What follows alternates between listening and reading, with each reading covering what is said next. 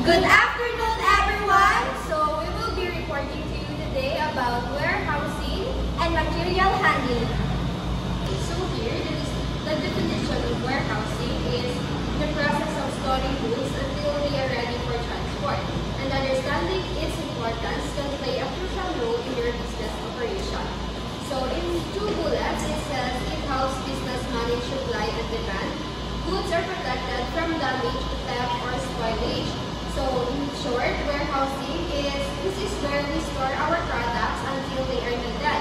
So for example, you sell winter clothes, but hindi pa siya need sa hindi pa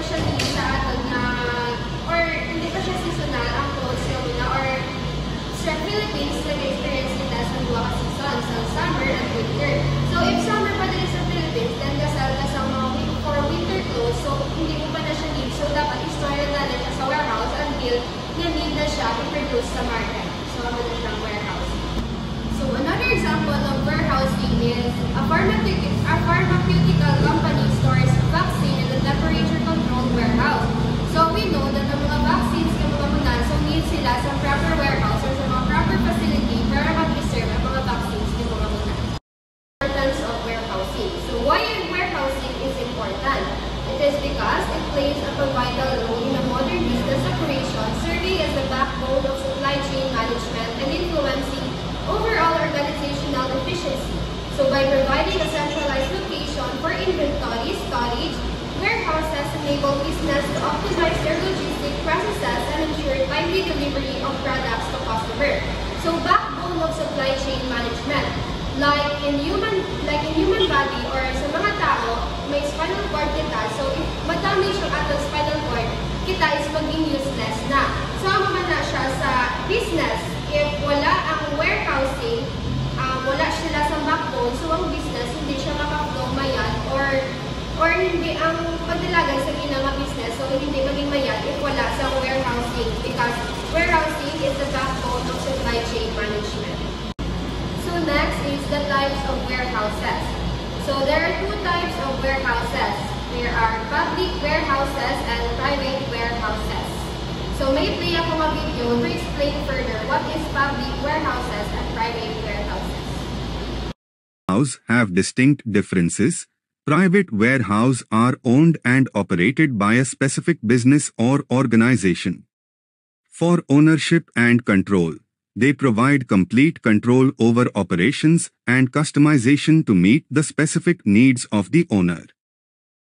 Public warehouses are owned and operated by third-party logistics or 3PL companies or government agencies. They are open to multiple businesses for renting storage space and services, offering less control to individual businesses. Accessibility and availability. Typically, private warehouses are dedicated to a single business, ensuring exclusive access to the stored goods. They are available 24/7 as needed by the owner. Public warehouses are accessible to various businesses on a shared basis. The availability may vary based on contractual agreements, and they often operate during standard business hours. So warehouse planning is the strategic process of designing, organizing, and optimizing a warehouse's layout, operation, and resources to ensure efficient storage, handling, and movement of goods. So para sa atin na live, ang mga plans, ang warehousing is mayroon na siyang plano para ma-ensure ang pagpasunod sa ilang flow sa ilang business.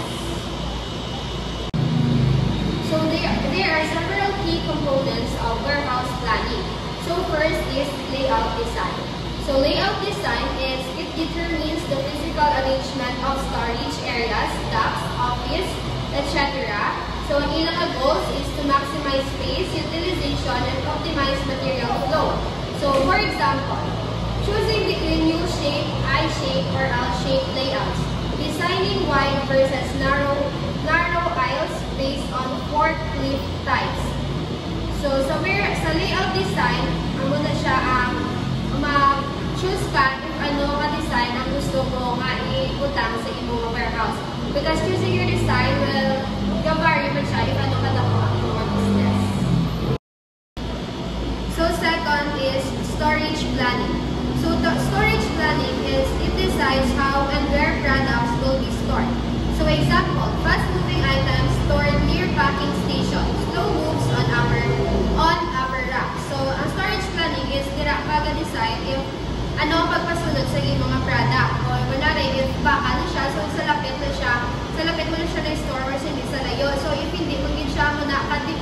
in demand sa market, hindi naman na siya store sa medyo punta pa siya. So, another example, number 3 is material handling. So, material handling, you choose equipment and design routes for product movement. Example, use electric forklifts and conveyors but define one-way path to avoid traffic. So, material handling is you select the right equipment and design and safe, efficient product movement path. So, ginahandle mo yan ng mga materials.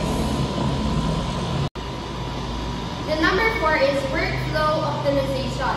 So, workflow optimization is the plan, the sequence of warehouses tasks. For example, receiving, storing, picking, shipping. Then another example is you implement zone picking to reduce speaker walking distance. So, workflow optimization, so ako na siya, ang kapahapos or nagkapag-easy sa flow para sa sunod sa warehouses hindi magginamo. So, dapat may workflow optimization din siya. Then, number 5 is technology integration. So, it uses software and automation to improve efficiency. Example, use a warehouse management system or WMS to track inventory and guide picking. So, a WMS is ang mga siya ng inventory guide picking routes and reduces human error.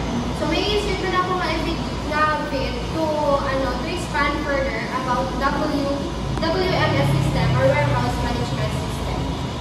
To explain further again. Let us look at what is a warehouse management system.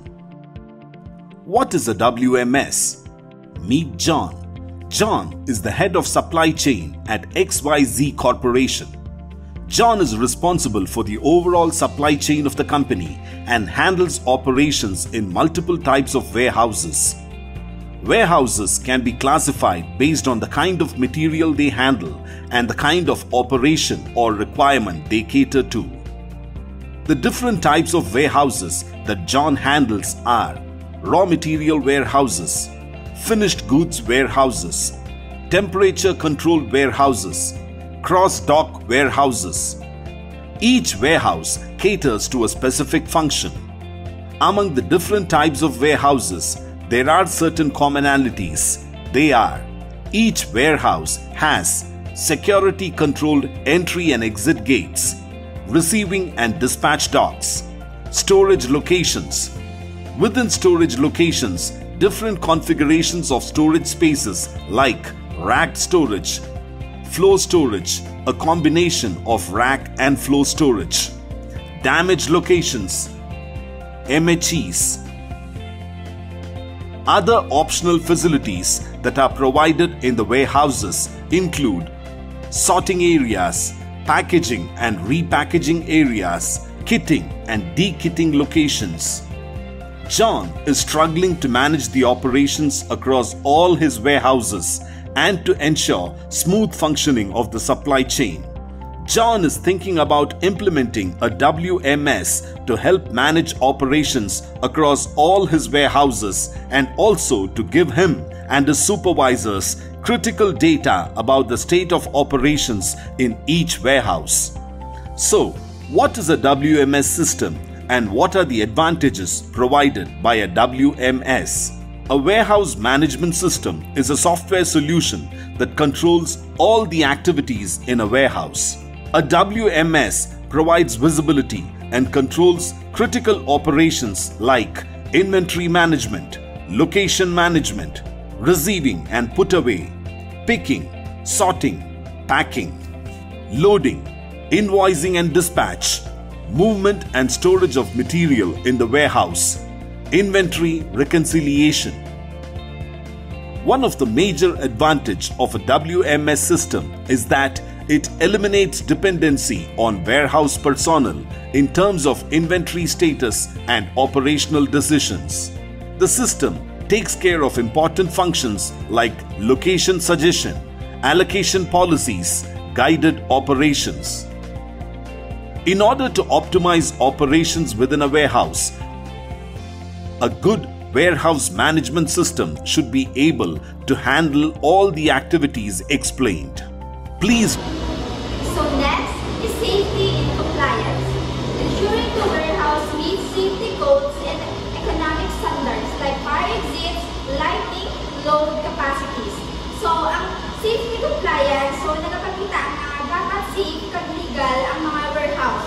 So, kinahanglan, mag-meet siya sa mga safety codes pareho sa mga fire exits, proper lighting, kag-load capacity sa mga shelves. So, for example, dapat may fire extinguisher, klaro ang mga ginaagyan, kag hindi maglakaw sa limit ang ginabutang ng goods. Scalability and flexibility. Designing for future growth, seasonal peaks, or exchanges in product lines. So, for example, modular racking systems that can expand as needed. So, nag-refer ni siya sa pag-design sa warehouse nga do handa siya sa future growth sa isa ka warehouse. So, meaning, kung magdamo ang mga products or magbago ang business, pwede gihapon siya mag-adjust. So, next is resource planning. Staffing needs, shifting planning and training, budgeting for equipment, technology and maintenance. So, amo ni ang pagplano sa mga people or mga tao, oras, ug kwarta ang hinanlan sa warehouse. And staffing, do pila ka workers ang involved, shifting schedule, training, kag budget para sa equipment kag maintenance. So, let's proceed to material handling. Material handling is the core of every warehouse operation.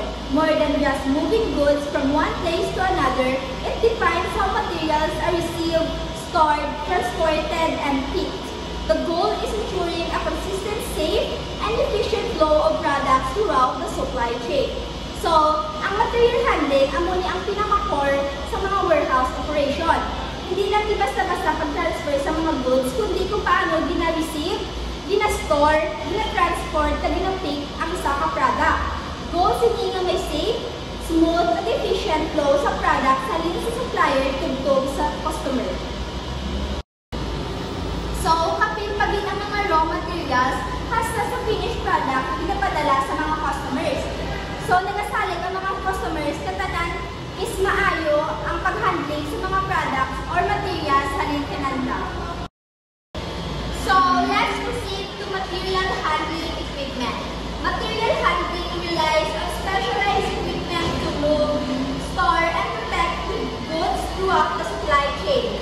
Using the right tools helps improve efficient, reduce labor, and enhance overall safety. Transportation equipment. To move goods over short distances, companies rely on tools like forklifts, pallet jacks, conveyors, cranes, and other industrial trucks.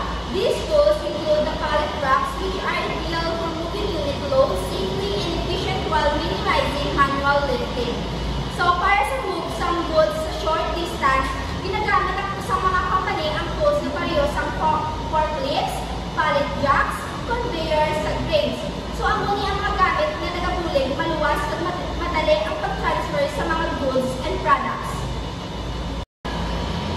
So, let's proceed to storage systems. So, optimizing storage is essential for operational efficiency. Pallet racks and shelving systems help businesses make the most of vertical space, improve inventory, visibility, and reduce clutter. Organized storage improves access to products and increases overall warehouse efficiency. So, importante nga dapat organize ang mga storage para hindi pala magkalat ang mga warehouse. So, ginagamit ang pallet racks and shelving system para mas magamit ang vertical space at makinanon tayo ng mga items. Para ma-visualize tayo ng mga items, kung maayo ang storage system, mas efficient at productive ang mga operations. So, let's proceed to protection and packaging.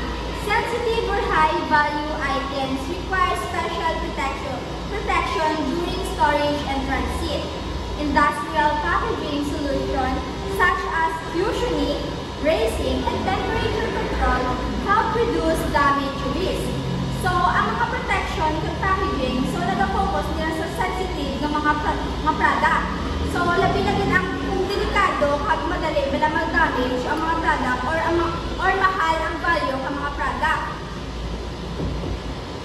So, kinahanglan sa special packaging para hindi sila maguba samtang ginastore sila or ginatransport sa isa ka lugar.